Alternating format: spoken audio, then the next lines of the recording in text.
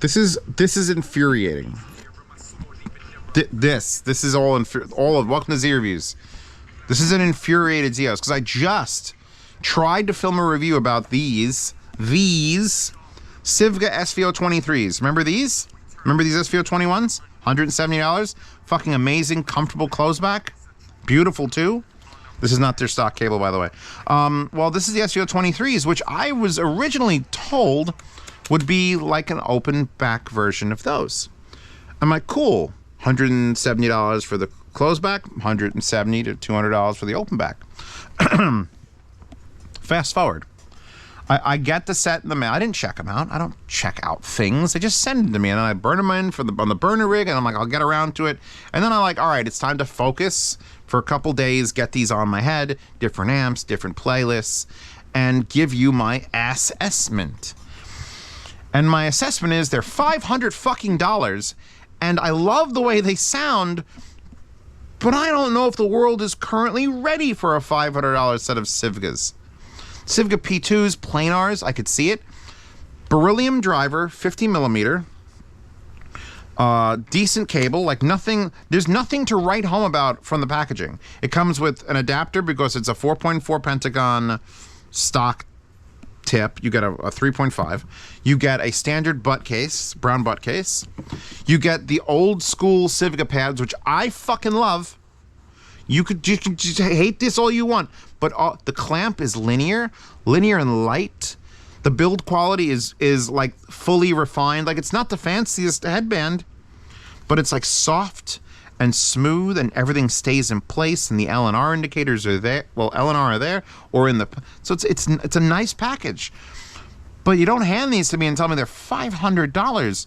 But then I listen to them, and this is where the problem comes. This is where the last review is getting deleted. Because I can't decide if they're worth $500 for the build and accessories, but I absolutely fucking love the way they sound. They just sound amazing. Beryllium has been a thing for a while, and every once in a while, it's a beryllium plated LCP 50 millimeter driver. And I'm pretty sure all the budget, all that $500 goes to pay for the driver. It's something new. I don't think this is in anything else. We could try to take the pads. Do these rotate off? Or are they, what are they doing? Oh, God. Oh, God. Yeah, we've got a slightly angled driver with the things here. It says R. It's actually a strange color. It's like blue, green, gray. It's a mirror, so I could actually see myself in it. It's a wonderful sounding fucking headphone. Literally wonderful. The problem... Well, the problem is now I took the fucking pad off it, and luckily I am Lord King Mass. Oh, there's a hard plate in here. Oh, that makes it harder to do. I'm a God King Emperor of putting pads back on headphones because that's literally my job sometimes. The problem being that they're $500 fucking dollars and no one has money. And I want to be honest with you and be like, these things sound fucking amazing. But the harder I push that knowledge at you, the more you may resent me in the future when you get them and you're like, well, is this it? And you're going to hear them and you're like, wow, that Beryllium sounds so natural. It's not a heavy weight. The LCP Beryllium driver in this sounds like a combination of two headphones. You ready? You ready for the two headphone combination that these are? Sundara, which are $350. And the Meze Lyric, which are fucking $2,000 in closeback, which doesn't make any sense. But I love the lyrics enough to know, like, I've worn them constantly. And when I put these on, I get an open, natural sense like the Sundara, but yet I get all that detail and refinement and smoothness that I get out of the fucking lyrics. So it's like, oh, I don't know. My brain is being torn apart. Because they're not ugly by any means. They don't look expensive. You don't get, like, expensive accessories. The fucking Harmonic-Dyne G200s come out for $700 with a glass case and 2 pairs of pads and the most insane wires and metal and, oh my God, science. And these are like $500. We threw them in a cardboard box. Here you go. So for me to tell you straight off the bat, like, hey, just grab these. They're great. Feels dishonest, even though, yeah, grab these. They're great. They're 300 ohms, beryllium coated driver, dynamic.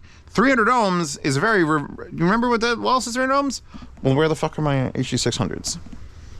somewhere in this house of fucking pain is a pair of HC600s. Those are also 300 ohm.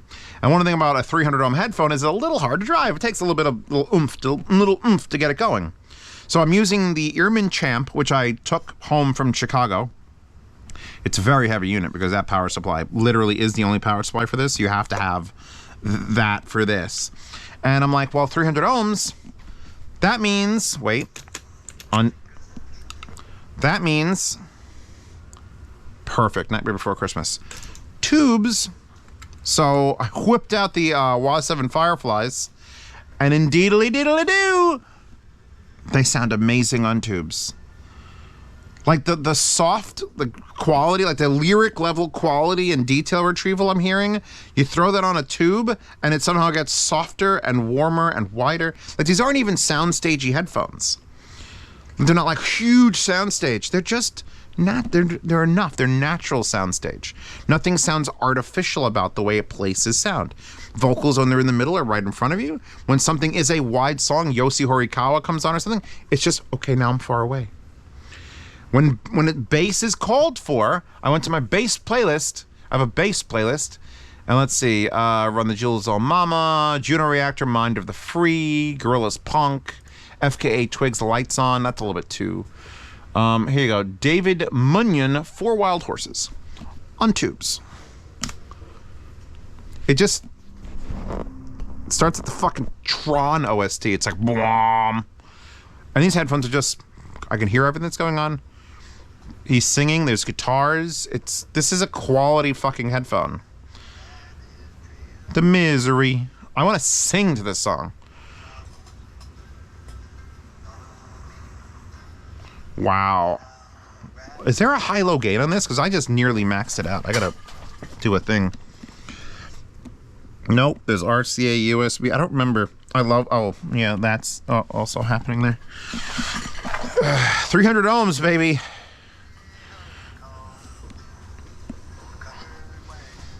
I could absolutely 100% see these being the $500 pick.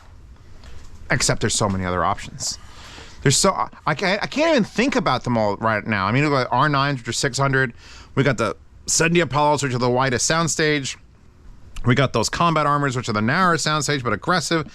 The Sendy fucking Ivas, which, you know, I don't know if they still sell Sendy Ivas, but that's where this is all inspired from. And those things, as planars back in the day, were $600 and dropped to $500. So now they've basically streamlined it so that it's just a super lightweight thing, super comfortable. Like, I did the test. If you don't know the test, buy a new set of headphones. You ready for the test? You've all got homework.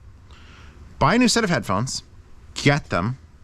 If the wires are detachable, detach them, put them on your head, and don't play music for as long as you can stand it. I used to tell this when I did reviews. I was like, hey, by the way, I did the comfort test. The comfort test is that you wear a headphone and it doesn't perform the action that it is playing music.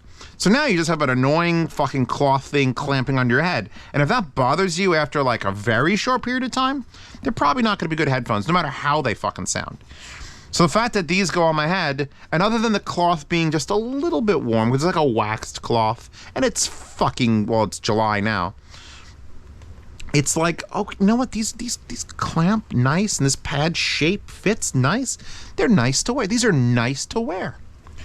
They don't look extremely elegant. Like if I left these at like a fucking store, no one's gonna be like, oh, those are like $500 headphones. Actually, to the lay person, anything with wood in it is automatically $1 million thing. But it's like, yeah, they look nice. And you play them, and you play them with a tube, or you play them with a quality solid state. It was bouncing around, but a lot of the stuff isn't hooked up right now. There's weird green and red lights back there. Sorry.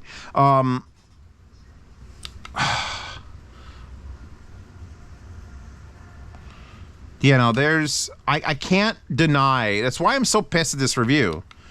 Because I want to just give these an outright reco. But I've been in this game too long. I know what $500 is. $500 is not what the cheap fucks buy. $500 is probably the most expensive headphone most of the people who are watching this may ever own in their life, and they'll only own one of them. Yeah, there's a psychopath that joined my Patreon for $10 a month. And they get into the private behind-the-scenes Telegram chat. Hi, everybody. And they have literally walls that, you know, kind of resemble mine. So you're not those people. Most of the people watching are not those people.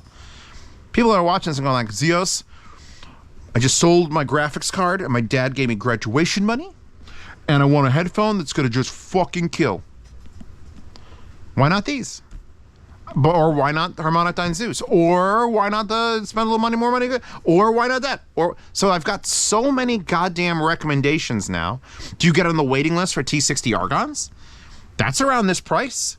And the T60 Argons are a hell of a lot more special than these as far as being handmade and you have to wait and they're hand tuned and Ryan's a great guy. And these are just like Sivga SV023s. They don't have a cool name. I think at $500, there's like a line where you need to name your thing. Like the Fernando or something. Something. Sennheiser never got there. They were just like, like the Meze Lyrics. That's a name of something fancy.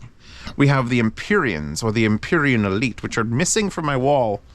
And I don't like that because I don't know where they are. Probably not the best time to realize that. Oh, I know where they are. There's like a box with like $14,000 in headphones here somewhere. I'll find them. I'm sure they're around. My life. These. I want to love these. Here's the thing. End of the video. Keeping it short. Listen to the sound demo. Linked in the description. I fucking love the way these sound. They're smooth and creamy and refined and they change with tubes and they become more of whatever you want them to be. They're not annoying. They have low end when you ask for it. They have almost no discernible offensive sound. And they're $500. That's it. If you have $500 to spend on a Sivga and if you have faith in the company, which I think they're coming up now, they're coming up Millhouse. I stole that from Princess Pasta. Sorry, Pasta. They're coming up Millhouse because name a bad Sivga or Sendy product. The Apollos, I'll give a half pass because while they weren't great at like producing music that I trusted, my God, they were fun. And sometimes that's all that matters. This takes, if the $500 fucking Sendy Apollos there had 1/3 of the amount of detail retrieval these had and the same soundstage, they'd be the greatest headphones on earth. So the fact that they pulled this out with this new driver and they're this comfortable is just, it's a clappable thing. It's clappable. But, you know, I wish that it was $351.18. It's not.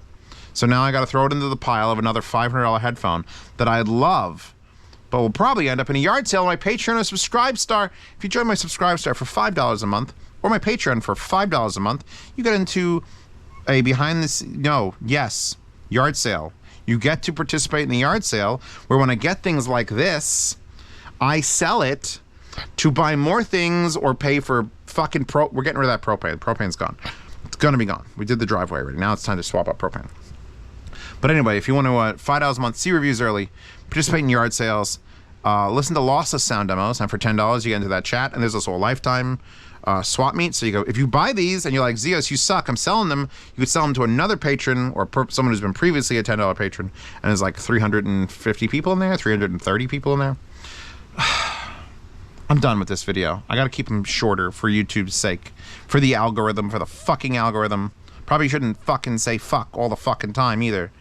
If I said it with a really weird accent, maybe it wouldn't pick it up in closed captioning, because that's what happens. The closed captioning goes, Zeo said fuck 74 times in this video. Okay, yeah, just don't. I don't get demonetized. They just put it in the bottom bin at the fucking Walmart so no one sees them. Anyway, Sivga, God bless you for making them sound so fucking good. But presentation is, and then, you know, I don't think your reputation's enough to carry it all the way. But my fucking God, they're good. They're good. They're really fucking good.